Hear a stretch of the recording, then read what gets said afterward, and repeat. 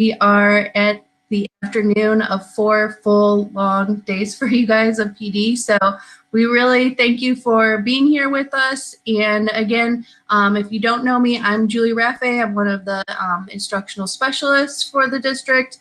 And Melissa Strouth is one of our amazing high school math teachers and tech coaches. So if you have questions about other tools, we'd be happy to do a one-on-one with you. But today we're focusing on FlipGrid, and we're excited to share this tool with you. So we do ask that you sign in all of the tech sessions. We're asking for that just so that we know who has had a little bit more experience with some of these tools, so maybe you could help out a colleague in the future. Why are we not clicking? Oh, there we go. Okay. So, of course, we want to have our learning objective. We're going to keep it pretty simple. I can create a topic within FlipGrid. You can set access so that the students are able to do certain things with the FlipGrid videos, and then share links with students so that they can create their own videos. So we did want to kind of differentiate the session a little bit. So we have two options for you today. So if you have very limited experience with FlipGrid, maybe you've made a video, but you've never set anything up for students to be able to make their own video, then you'll probably want to stay here in this room with Melissa and I, and we'll tell you everything that you need to know to get started in a real slow, simple pace. So we're going to talk about things like setting up your FlipGrid account, how to create a topic, setting access to the topic, sharing with your students, and some ways that you can use FlipGrid with your students. If that all sounds like stuff that you already know how to do, then you may want to choose your own adventure and take a different path. So if you are feeling comfortable and you want a little bit of a challenge, you can work independently through some tasks that Melissa created for you. So if you go through these tasks, there will be instructions there to help you learn to do things independently, like custom feedback. Yes, she's taking you to the task slides there. This is what it will look like. Yes. So you would learn things like how to give feedback, how to add media, inspiring ways to use FlipGrid in your class, how to make something that FlipGrid calls a short, and also a little bit about something called Grid Pals, so kind of like a buddy. So if you would like to learn those more advanced features of FlipGrid, then you can go to tinyurl.com/CHUH FlipGrid ADV. And we could put that into the chat as well.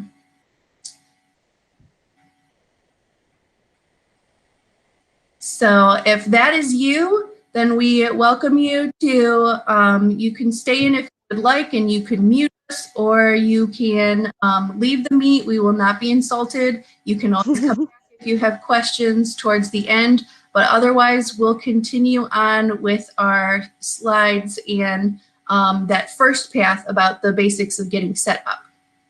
So just to get you kind of started, we have a little video that FlipGrid made about FlipGrid videos. A FlipGrid video about FlipGrid videos. Yep.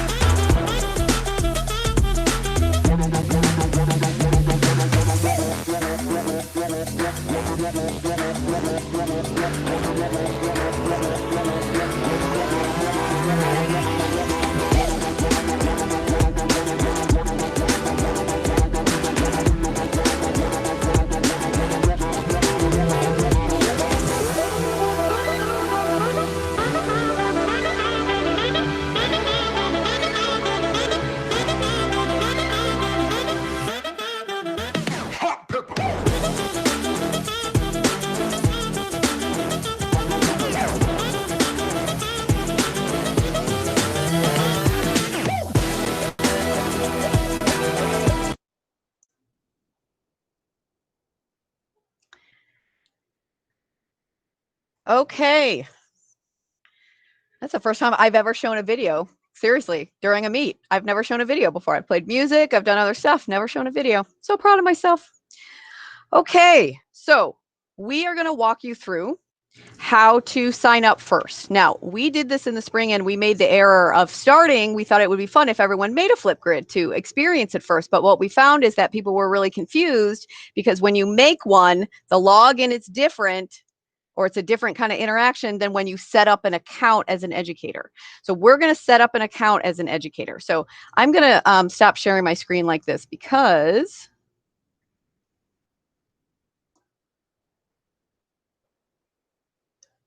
all right, it's better if I show my whole window. I had to do the Chrome tab because I wanted the sound, but now I'm going to show my whole window so that you can see. Okay, so you can easily see when I go to like a new site. So the first thing we're going to do, and when I do this with Becky, she's usually the one that walks through about thinking about how you want to do this. But right now you have to decide, do you want to kind of do it at the same time I'm doing it? And then listen to me, or do a split screen, or go back and forth between your tabs, or you could watch me do it and I can give you a couple seconds to do it behind me. We definitely want to make sure everyone gets set up right now. So minimally, we definitely want you to set up your educator account. So even if later when we go through topics and how to set stuff up, if you'd rather just watch me do that and then come back to the video later, that's fine. But right now, we definitely want to get everyone set up for the educator account because that's something, if it's not working, that we want to be able to troubleshoot with you. So you're going to go to FlipGrid.com.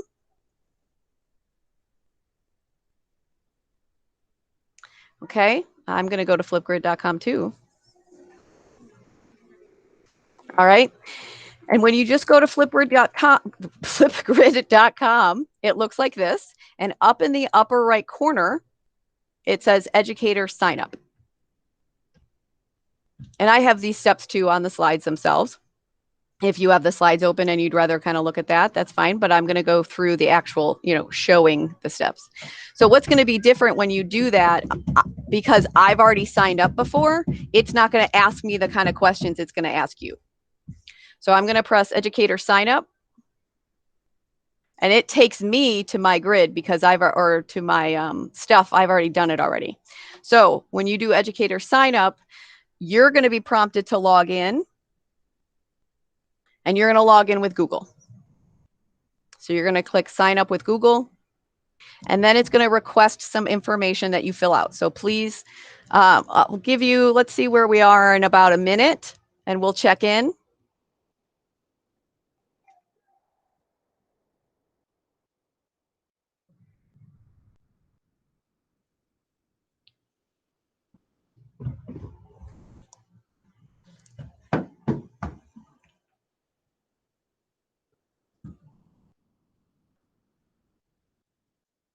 Oh, sorry.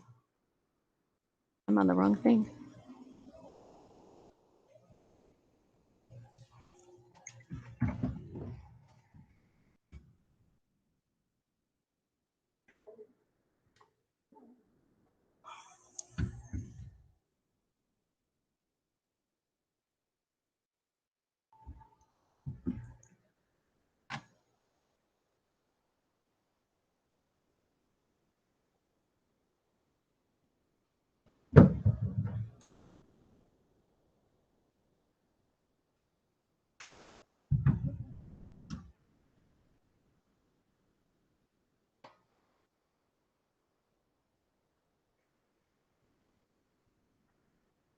All right, that's my timer. So if you click on educator sign up in the upper right corner and it already takes you to a screen that looks like mine, which it's loading, where it says discussion, this is what it looks like as soon as you sign in. So let's do a check really. So you want to make sure that you're going through the educator sign up. Hopefully that's what it looked like when you did educator sign up. It prompted you. I think it may ask you if you're a teacher. I think it also obviously requires that you log in with Google.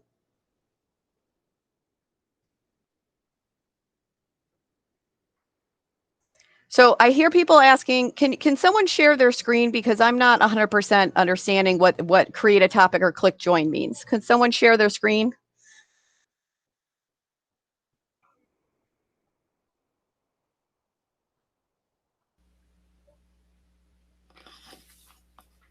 I could. Hold on. Anyone having that issue or that prompt come up? I do. Is anyone sharing, or do you want me to share it? No, please share. I would really appreciate it. Okay.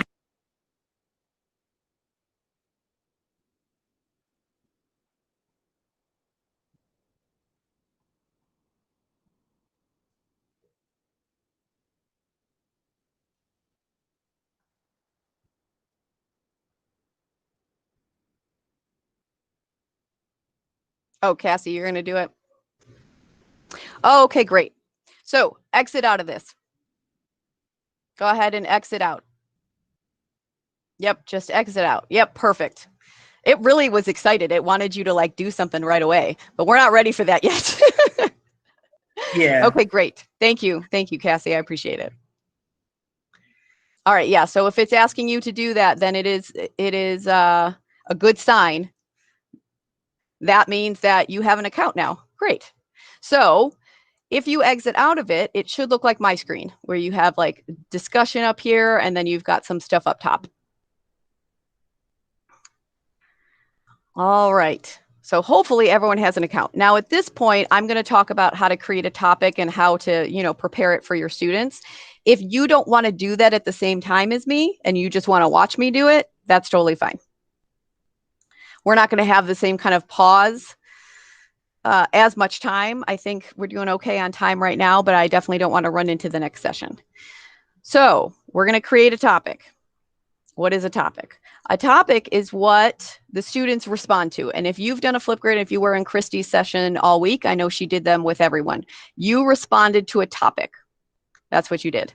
So the post was given to you, or the link was given to you. And when you clicked on it, it asked you to sign in, and then you recorded a video. So you were responding to her topic. And her topic that she had up there was requesting that you make a welcome video. So we're going to show the back end of that. Like, how do we create that? And what does that look like? We're going to start by just creating a topic. That's all we want to do. So when you're in this screen where it says discussion, you have two options. You have topics or you have groups. So we're going to go to topics. Now, you probably don't have any here if you just made your account, but I've got a bunch of different topics. So we're just going to talk about topics. We're going to talk about groups at the end and why you may or may not want to use a group. But for now, just topics. So I'm going to add a topic. So I am making basically the assignment, like Christy provided you in her training, that the students would respond to. Okay, so you can make this anything you want. Let's say that I wanted to make one for my students' first day of school. So I'll go through what I just did again. I'm on the main screen that says discussion, and my options are topics and groups. And I'm going to say add a topic. Okay. So I'm going to make a welcome video. So my title is going to be called, Please Introduce Yourself. Okay. And then I can put a prompt. So these are the parts that you definitely make sure you want to have when you're doing this part. Some of the other stuff is like fun extras that we talked about in the advanced feature, but I'm going to talk about the ones that are like the things you definitely want to make sure that you have, which is, a title. You definitely want the prompt.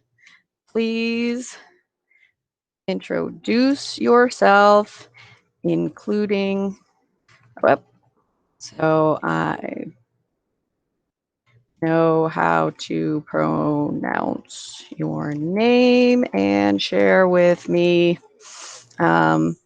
if you want to be called something else, like a nickname, something like that. All right, so I have a title, I have a prompt, and then I have a recording time. Let me show you what your options are here. So you can go anywhere from 15 seconds to 10 minutes. Now, I'm telling you this for a couple reasons. Be strategic.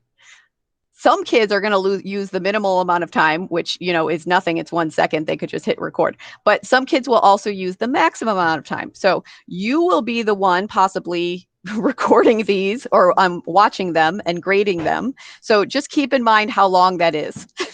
Because sometimes, I don't know if you want to sit through, I don't know. I have 130 students. I could not sit through 130 10-minute videos, at least not in one sitting. So I'm going to say I want them to do it in a minute. And maybe my prompt would be more specific and I would give them like other things I wanted to share. But for this part, I'm just going to use that prompt. We're going to say 1 minute and then closed captioned. You can you can turn it off, or I just leave it on English. This is the most important part I want to tell you about. Most important part. This right here, and it's like, so, I don't know, so unassuming and small, you would just go right past it and not even pay attention, but this is really important. It says video moderation. So what you have to think about is, okay, how do I want to do this with my students? Is this something that I want only me to see?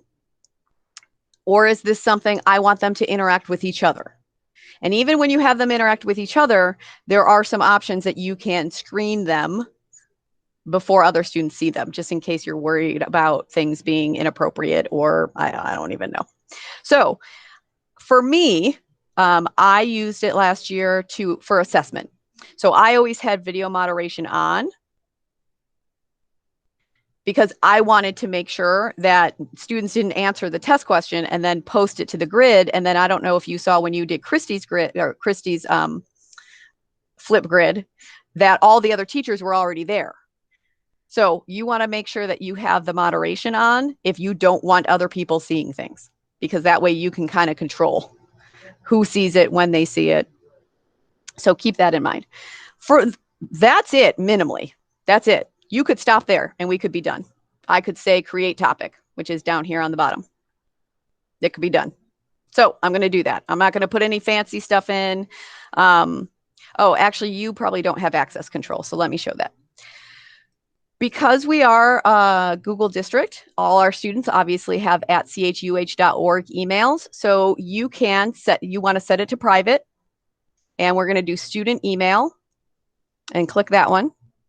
And you can just put in @chuh.org. That is our domain.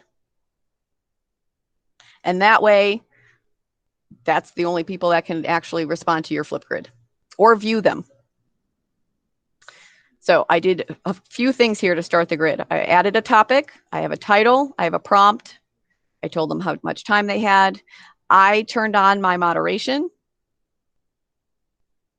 And then I made sure access control. Once you set the access control @chuh.org once you set that, it's there all the time. That will just be your default. So you do it just now. If you're making one with me, do it now. And then it'll just always pop up. It's always going to assume that you're using it for that purpose. Okay, so then I'm just going to press create topic. There are more options down here, and those are covered in the advanced choose your own adventure land that you can go to even after this. Like later, you're like, oh, I love FlipGrid. What were those other things? And then you can go to it later. So I'm going to press create topic. And what pops up is how I share it. So that's the next most important part. I made it. Now I got to make sure that I can share it with my kids. So this screen gives you a lot of options.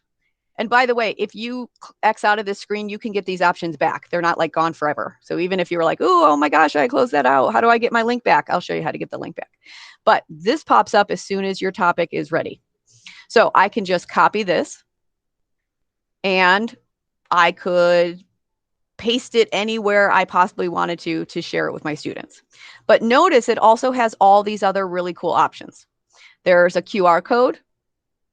So you could share that with students. You can embed it. So you might be like, why would I embed it? What's that mean? Well, it's a link. And then if you have a Google site, you can embed it in your Google site. We don't have Microsoft Teams, but we do have Classroom. So you can share it to Classroom. It basically just shares the link directly instead of having you like copy and paste. That's a good question, Miss Gray. Do you press default settings before this screen? Yes, I would just leave it at the default settings and save changes. Yeah, I would do that. All right. And then also if you have Remind, which I use with my students, it also will push the link to Remind.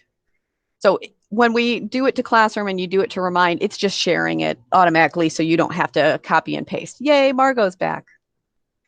Restarting the computer is always the first answer. All right. So I'm going to close this out and just say all set. And this is Quick what my topic looks Melissa. like. Yes. When you click the Share to Google Classroom button, does it put it into all of your Google Classrooms? No, it doesn't. I think it goes to one. So actually what I would recommend, and I'll show you, let me see. Do I have my classroom set up? I think I have one of them. That's a good question. I personally don't like, and this is true of Edpuzzle and this is true of every other tool that we use. I personally don't like when they push things to my classroom because they never do it the exact way that I want. I always just like to copy the link and then put it where I want it. So what I would do, this is what I would do. So let's do it in one of my MDM classes. I would go to classwork and I would make this an assignment. I would create an assignment, and then where it says add, I would add a link. And I would just put it like that. And then that way, and the reason I like to make it an assignment is because that means I know that they turned it in. You know, they have the option to come back and press the turn in button. Or if it's, something that's attached, they could say submit. But I think this would create a turn in situation. So I could give the title here and the instructions here. And then when I do this, what you can do is here's my drop down menu. I have a lot of classrooms. So even though I just went to my one MDM class, I could push this, or I could, make it an assignment for every single one of my classrooms. I don't have to go into individual classrooms and click on them. I can do it all from just one assignment. So if I knew all my classes were going to do this, which I am going to make my classes all do something like that, then I would just click on all my classrooms. And then I make things ungraded. I like to organize by topic. So if you have, here are my topics with the fancy fonts.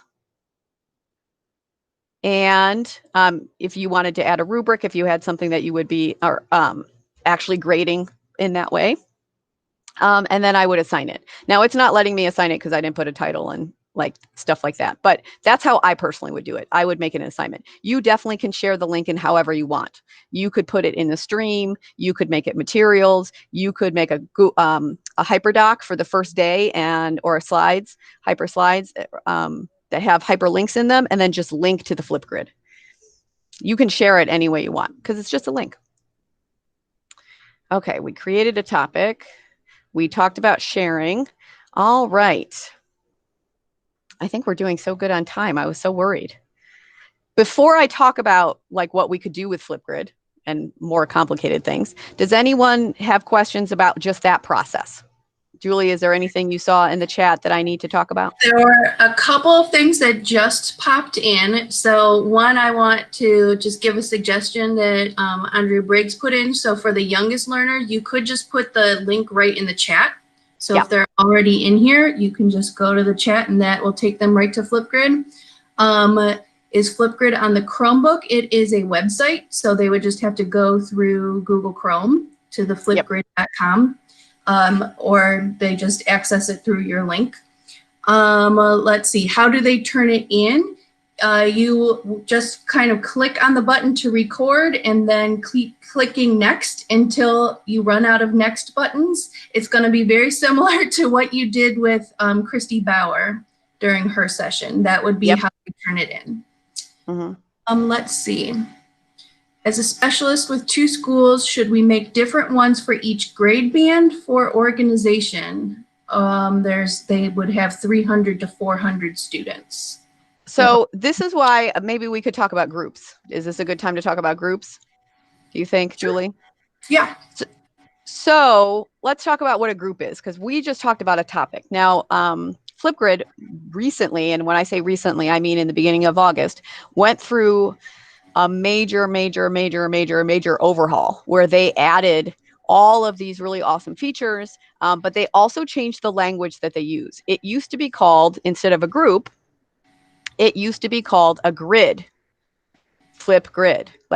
So if you were in a group, you could have multiple topics in there. So like I might make a group just for all of my MDM students. I have how many of those do I have? 75.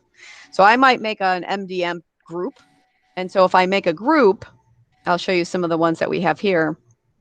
So here's my Algebra 2 group. Notice within a group, I can have multiple topics. So that helps me when I go to like have to organize it and grade it.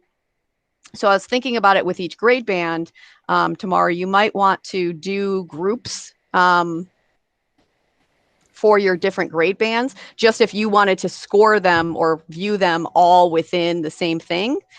You can copy topics. So if I made a topic for one, for my Algebra 2 group here, I can copy it and then assign it to a different group as well. So it's not like you have to keep remaking it. It's kind of like in Google Classroom where you can assign it to multiple classes. In here, you can make a copy of it because it's your own, and then you can assign it to a different group. So groups might be good for organizing on your part for the teacher. They also might be good for your students if you have all your assignments in one group. So all my topics. So for example, we had 2 different questions and it was a choice. They got to choose. This was an assessment. And I said, okay, here's the link to the group. And so to get the group link, I just press share. Here is the link to the group. You go in and there are 2 topics waiting for you. You pick which one you want to do. So instead of sharing 2 links with them and making them go into it and then check it out, I sent them to a group that I made, and then they could look at both prompts and decide which one they wanted to do. So groups are really, really great for organization. You do not have to have a group to make a topic. That is a huge change that they made. They used to make you make a group first, even if it was just for like one thing. So if you want to organize them in that way, it might be helpful. Yes, Maria Francis, thank you for asking that question. So if you notice, for my Algebra 2 remote learning quarter 4, I have had an amazing co-teacher the past 8 years. We are no longer together. If you could offer your condolences, I would appreciate it. I miss her a lot. But she was my co-pilot. That's what they call them in FlipGrid. So if you notice here, I have this little, I don't know if you can see it, but it's like a little airplane emoji and a little smiley face sunglass guy emoji. I can say manage co-pilots. If you don't have a co-pilot already, it says add co-pilot. So co-pilots are anyone you want to share this with. All right, so I'm going to click manage co-pilot, and you can see here's my partner, Ellen Bergman, with her happy little smiley face. So I can invite them by just putting their email in there. And once that person is your co-pilot, they have access to everything you have access to. So like last year when we were scoring these, we just split them. I was like, okay, you do those, I'll do these.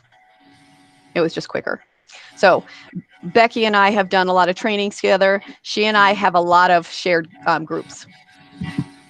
So it's really helpful. And it's more that you can do more than one person. Also, we used this last year, we lost them. That sounds sad. They retired. We had 2 administrators retire, and we made them like a going away FlipGrid. And so what we did was had multiple people organizing it. And so there were multiple co-pilots, and then we sent it out to teachers and they recorded a goodbye message to them. And then we compiled them all into something called a mixtape and sent it to them, which was very nice. Then they could watch it on their own time and cry privately if that's what they needed to do. Or skip through people they didn't want to see. I mean, like, it's really a convenient thing. So you can have multiple co-pilots. Like I said, you don't have to have a group if you don't want to. If you want to do everything via topic, and that's just easier for you, then go ahead and do that. If you feel like you're going to be using this long term, then make a group. You can always move things into a group. So if you like make a couple and then you're like, ooh, this is really working for my students. I want it to be more organized and I want them to be able to see all of these. Then make a group later. You always have those options. Okay. Melissa, one more question in the chat. Okay. Hannah Young was wanting to know, once the students have recorded, how do you go about sharing those so that all the students can view them? Okay, that's a great question. So let me go into that test one because that's currently not shared with my students because I didn't want them to see it. So in order to do that, so I remember I put on the moderator toggle. So to do that, I'm going to go into the topic itself, and you'll notice I can click on the topic, but also over here it says actions, and I can do a bunch of stuff with the actions. But also I have this little pencil, and it says edit. So in order to change the moderation, I think the best way, well, edit's right here too, but the best way to do it is to edit your topic. So I'm going to edit.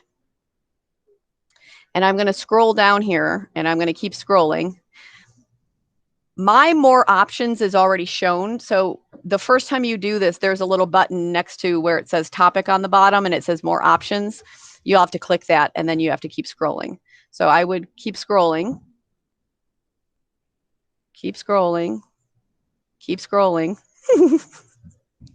I hope I didn't miss it. I think I missed it somewhere. Oh, I don't know where I put it. When they did the upgrade, everything kind of like shifted. And so sometimes they're called different things now too. Okay, so here's my video moderation. I'm going to turn that off. So new videos will be hidden from students until you activate them. So new students coming in, but I should be able to share those other ones. So let me see if I can set custom topic access. That's where we're going to go. So I'm going to go into the custom topic access. Nope, that's the access control. I'm sorry, I don't even know they changed. Nope, not that. Nope. I'll have to look into it because now I can't find it.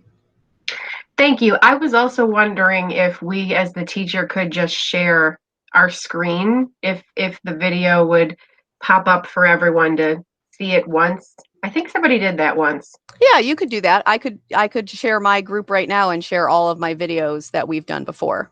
Yep, Okay, thank you. You could share it that way. But one of the things about FlipGrid that people love is that students can respond to each other. But I've got to find that, and I apologize because now that it's all, I'll find it. I'll let you all know. And if I have to add it at the end of the presentation, I'll make sure I add that when we put it on the checklist. I'm adding that. Oop, change moderation. Because there's a couple moderation settings where you could see it and then release it. And then there's some that are, you don't share it. That's a good question. Public, where is the public option? Let's look at that. Is that under access controls? So the public option under access controls allows you to share outside of that domain that you specified. So right here, we did student emails. And so right now, if I sent a link to someone that was not CHUH, they would not be able to even interact with it at all. If I made it a public topic, that means they wouldn't have to have a CHUH email. So for example, the retirement videos that we made for Jane and Joe, there were people who no longer were in CHUH. So what we did was we had one that they could do. Actually, what we ended up doing is a guest password, but because they didn't have this option at the time. So we could do public, and then you could send it to people outside the domain. So for example, if you were going to do a project and you thought all the parents, you wanted them to introduce themselves to you, they don't have CHUH accounts.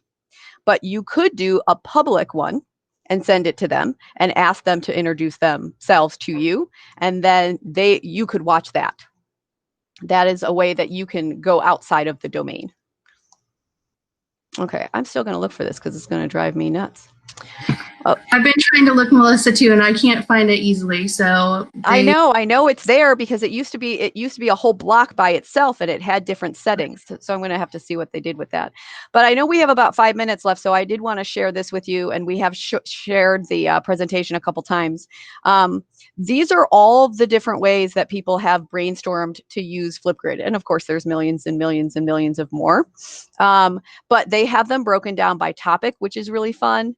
So there are even professional development opportunities if you wanted to watch FlipGrids of professional development that are available. So they do have them by different grade levels. But I did want to show you that once I'm in here, let me go back to just discussion. There are some things up here, and that this is where I think we were on our tour. Yep. There are some fun things that you can kind of explore later on your own time besides the discussion tab. There's a discovery tab, and now FlipGrid has been around for a while, but it like blew up in the spring. You know, suddenly when teachers were looking for, you know, technological tools to use with their students remotely. So this, you can see there's 26,091 different topics to explore about people.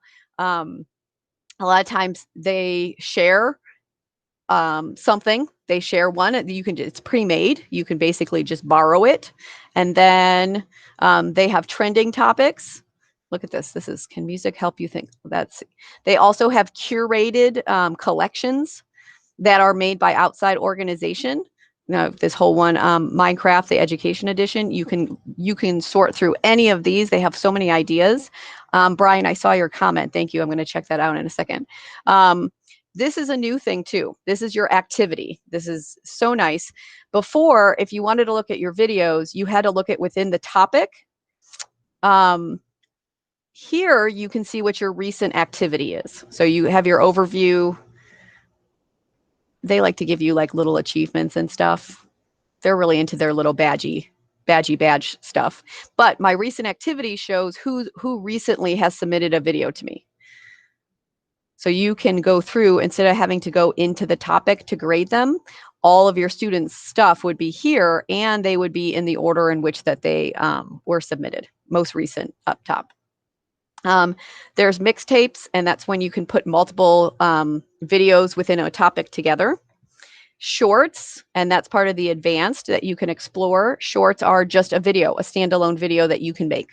So if you feel like Screencastify is a little like overwhelming, and you're like, I don't want to do that, what you could do is just make a short, and it just has everything built in already. You press record and it walks you through it, and then you can download that, or you can share a link to that too.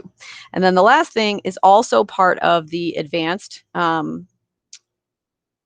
options that you can explore, and it's called Grid Pals. And Grid Pals are like pen pals, where you could be hooked up with like a school anywhere, you know, within our country, across the world. You could do it even, and you can see how many they have.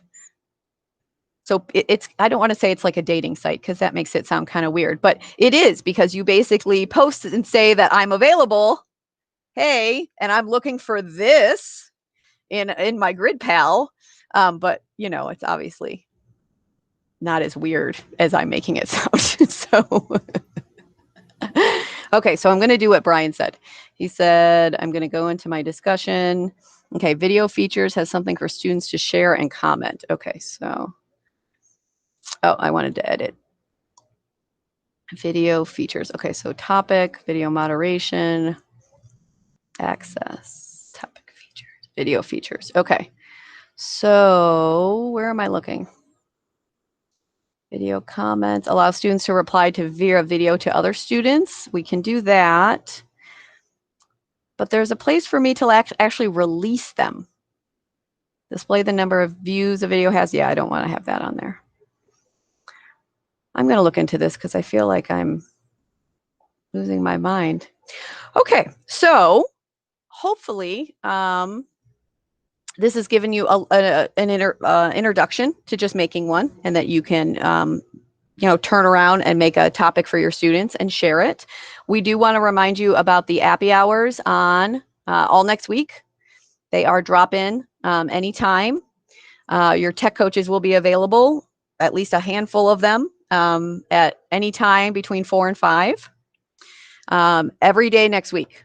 So if there is a tech issue that you have like this weekend and you're like, oh, I don't want to bother them, I don't want to email that, it's too complicated to explain, please drop in. We are sitting there waiting to help you. We know next week is going to be very stressful for everybody.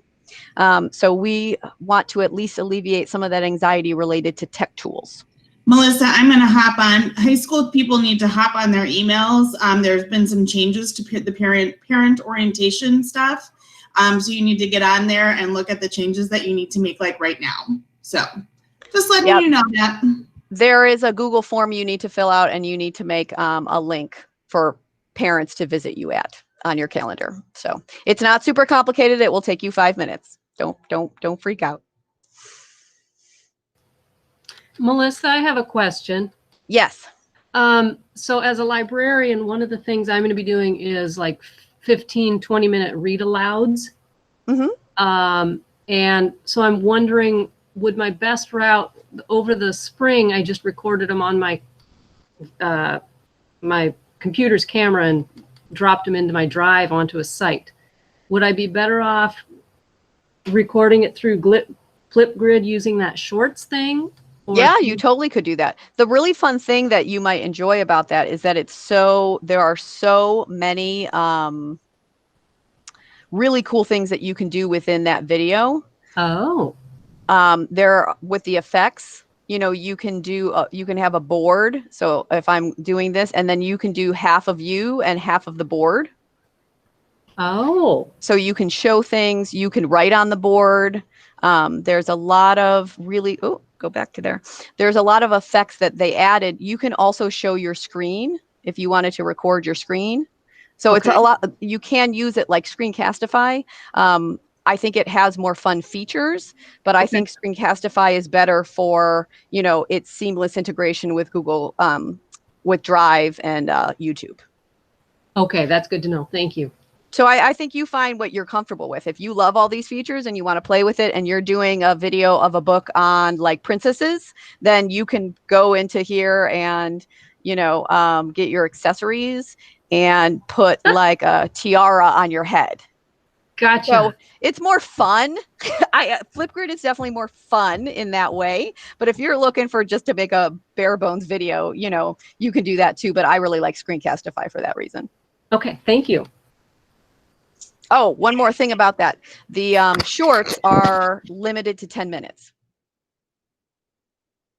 That was the other thing I forgot. Obviously, Screencastify is not, because we have the pro version. But if you could keep it under 10 minutes, you could do fun stuff. You could do some fun stuff. Good to know. Thank you. Hey, Melissa. Yes. Do you know if could the students do a FlipGrid together remotely? No. Could they join up at all? No. But actually, okay, this would be way too complicated. They could do what we kind of did for our videos, where you were on a meet together. Okay. You know what I mean? And and you could just do the screen. And you'd have to show your screen. Yeah. Okay. Yeah. Okay. So technically, yeah, they could do it. Cool. Thanks. Yeah, if you had them in breakout groups, they could do that. Oh yeah, they could do that. You would just have to make sure they knew how to share their screen. So that's what was shown on the FlipGrid itself. But yeah, that would work. Okay, I like that. All right, cool. That's a great idea. I'm writing that down.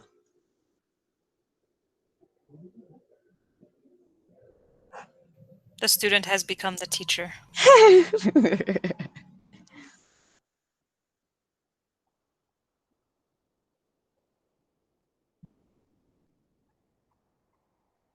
That would definitely make it a lot easier to grade.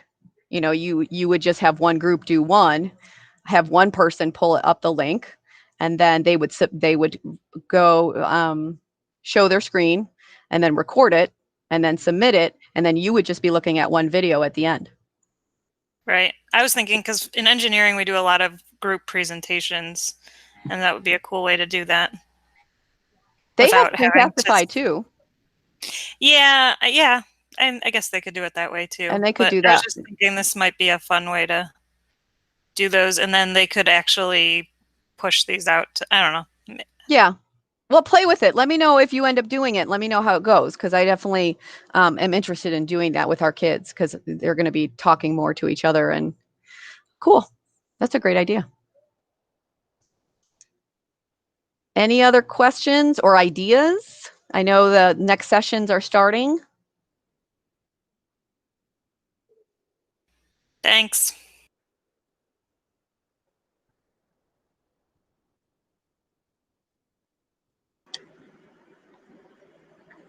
Hold on. I will get to the sign in the presentation. I have those links right here.